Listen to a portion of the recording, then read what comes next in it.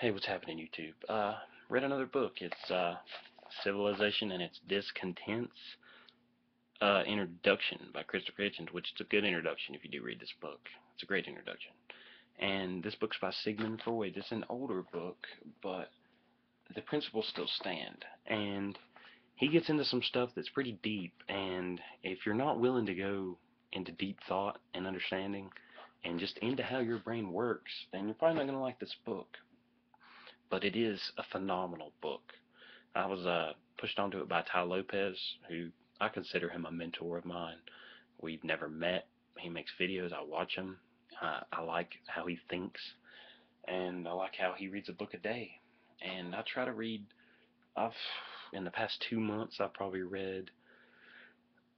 Okay, I'm going to count audiobooks and physical books. Probably about 7 books in 2 months. So that's around 3.5 a month. I would say that's not bad. Now, that's not going to be 365 this year. That's going to be more on the average of maybe 40 some books this year, which I'll take because I used to not read any books, which I don't suggest not reading any books. But this book, it goes into why people do what they do, and when you analyze the world in this way, you understand how to analyze people. And I'm not going to get into psychoanalysis, but what I will get into is the pleasure-pain principle.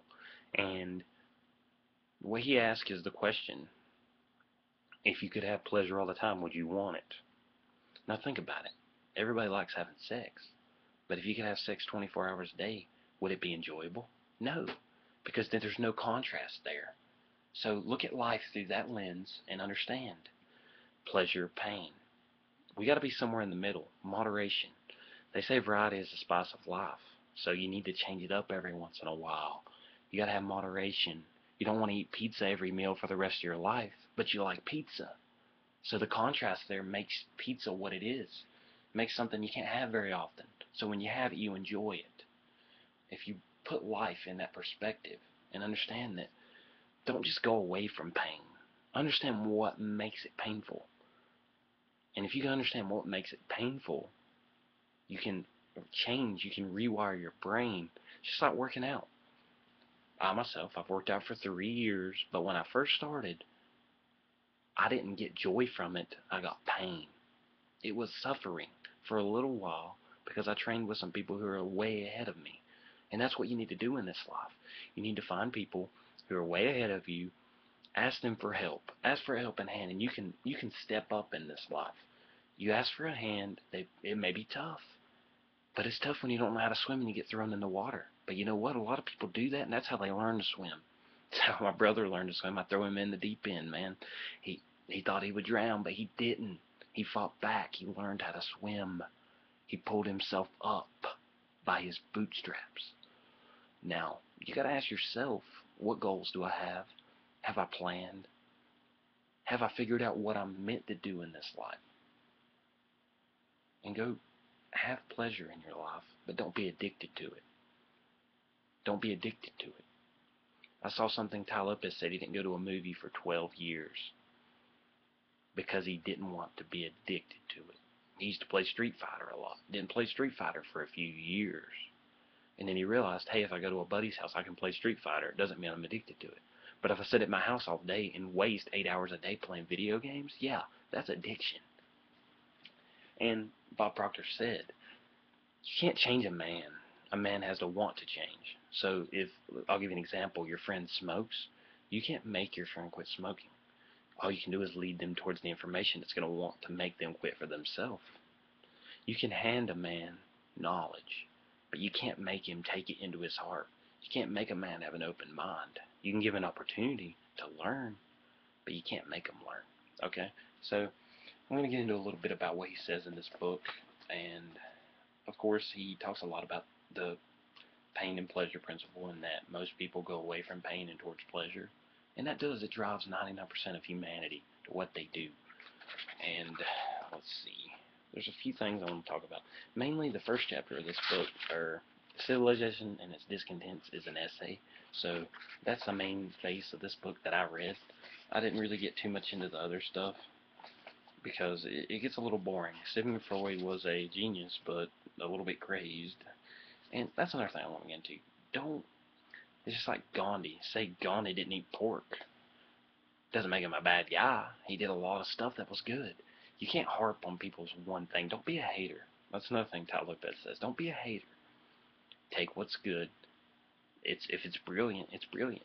Don't take the bad with the good. You don't have to. Take the good. Take the good.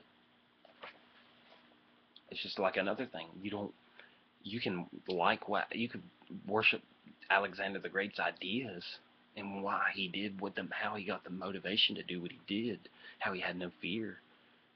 But it doesn't mean that you're okay with conquering people and killing thousands. That doesn't mean that that's okay. But you can still take his ideas. He's already done what he's done. You don't have to, I mean, I'm not condemning what he did. I mean, at the time it made sense, but you just got to understand that take the good, don't take the bad. Don't just say, oh, there was some bad, and I'm going to avoid the good and avoid the ideas that worked, because they're good ideas, and you got to be able to learn. So, let's see here.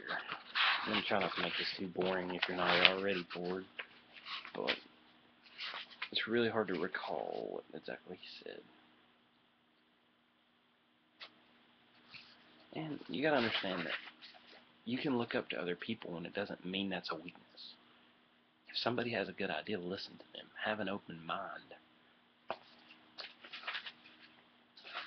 This book, you've got to read it for yourself. I'm suggesting that you read this book. I highly recommend it.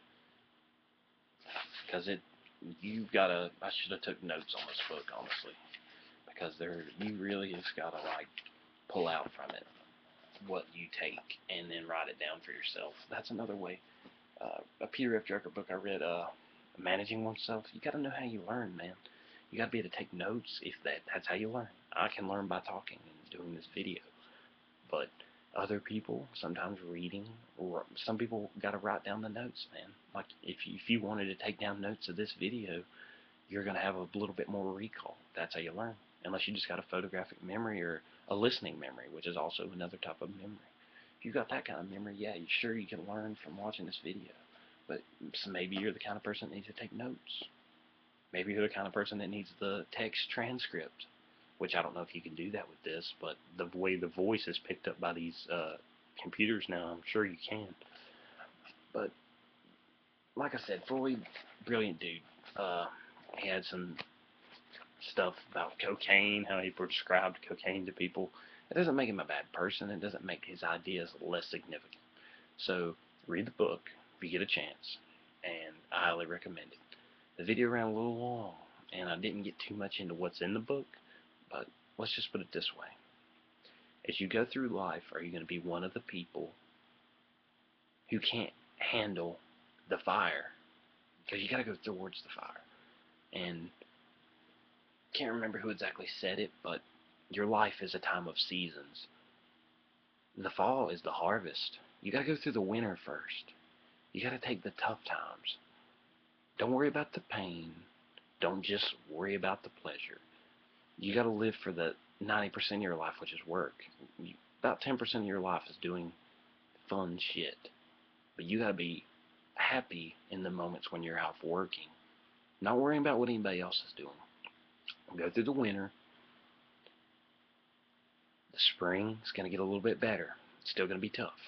Okay? You're going to go into the summer. And then when the fall comes, harvest, my friend. Harvest. Take the good. But you got to work for the good. And you got to be able to will. John Calipari in his book, he wrote, 90% of life is the grind. And you have to be willing to love the grind. And if you don't love the grind, you will be outworked, and you will not find success. So take the 10% when it comes, the days off, the not working towards your goals. Enjoy those days. But don't just look forward to it to where you ignore the present and aren't as productive and aren't as happy. Because if you do that, you will be lost, my friend. And the winter's going to be a little bit longer for you. So find out what pain and pleasure is in your life, and find that balance, the moderation. If you can do that, I promise you're going to be happier, my friend. So you take it easy. Tread lightly.